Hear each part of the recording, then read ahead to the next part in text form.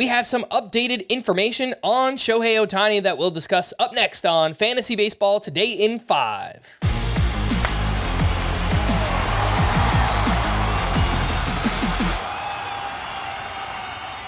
Welcome into FBT in 5 on Wednesday, September 20th. I am Frank Samfeld, joined by Scott White, and the latest update on Shohei Ohtani. He had surgery on his right elbow on Tuesday, though it was not revealed exactly what type of surgery he had.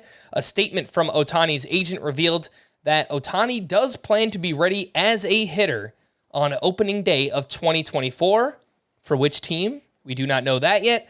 But, Scott, I feel like this is, painting a rosy picture. It's updated information. Does this change anything for your projection for next year? No, I assume the agent is giving the most optimistic outlook. And he did rule out Ohtani from pitching in 2024, right? So the fact he did that in his role as agent, painting the most optimistic outlook, would suggest to me this was Tommy John surgery Ohtani had. Well, we'll find out for sure soon enough. But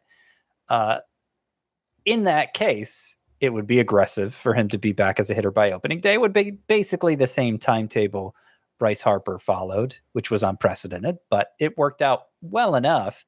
Did take months for Harper's power to come around, like we're used to seeing from him. So I don't know that we should, even if Ohtani is ready to hit on opening day next year, I don't know that we should expect Ohtani level production right away. I was actually working on my first 2 rounds for next year earlier today, and I put Ohtani 17th overall, so mid-second round pick, given all the concerns about his elbow, the fact he won't be a two-way player next year.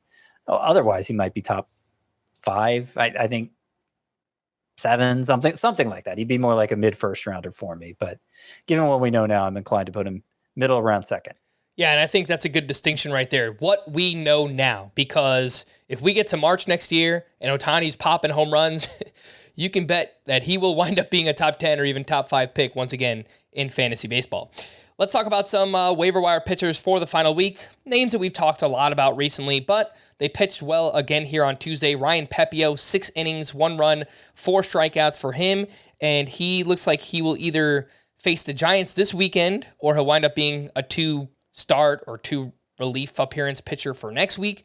Kenta Maeda looked great at the Reds, 5 shutout innings, 1 hit, 1 walk, 8 strikeouts there. He's allowed 2 earned runs or fewer in 3 straight starts, and looks like he lines up for the Oakland A's and at the Rockies next week. Very interesting.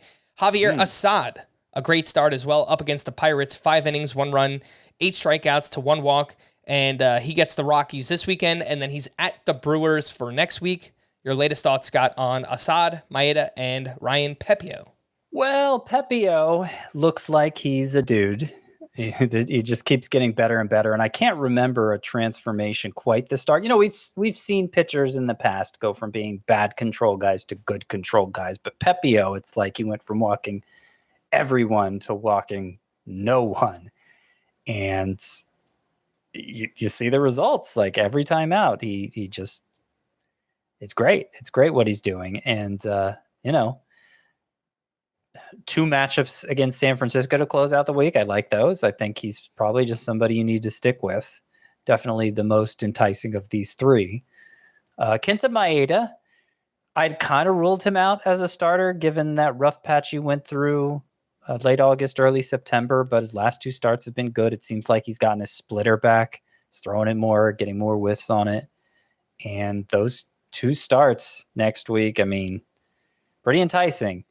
At Colorado, okay, that could be kind of scary, but given that it's the second of the 2 matchups, and he will for sure get that start against the A's, I think it's worth rolling the dice on. If the Twins insert somebody late in the season, as often happens, and Maeda doesn't end up getting that second start, okay, well, at least you got the Oakland start. So I definitely could see using Maeda next week. Assad, he may have started him for the 2 starts this week, and so far so good. Let's say he comes through in his next turn against the Rockies to finish out the week. Okay, great. I think you thank your lucky stars that it worked out and maybe not push your luck further, even though that final matchup at Milwaukee to close out the season is decent. I don't think I don't think Javier Assad is good enough or reliable enough that he's going to be a high priority for me with that matchup. Last quick question, Scott. I've been receiving a lot of questions about Sean Murphy, the Braves catcher. What do we do with him? Would you drop him for any of MJ Melendez, Bo Naylor, or Logan O'Hoppe in the final week of the season? I mean, because it's the final week of the season and you just need to maximize your output for that specific week. I think that's fair. It's been a rough second half for Sean Murphy. The playing time's been inconsistent. I think he's a better talent than those other players. But I would be willing to drop him, at least for Logan O'Hoppe or MJ Melendez. Don't know that Bo Naylor's matchups the final week are going to be good enough to justify that. But yeah, you need to try and maximize your catcher production, your production at the catcher position, at least as much as you can. All right. For more extensive fantasy baseball coverage, listen to the Fantasy Baseball Today podcast on Spotify, Apple Podcasts, the Audacy app, or anywhere else podcasts are found. Thanks for listening to Fantasy Baseball Today in 5, and we'll be back again tomorrow. Bye-bye.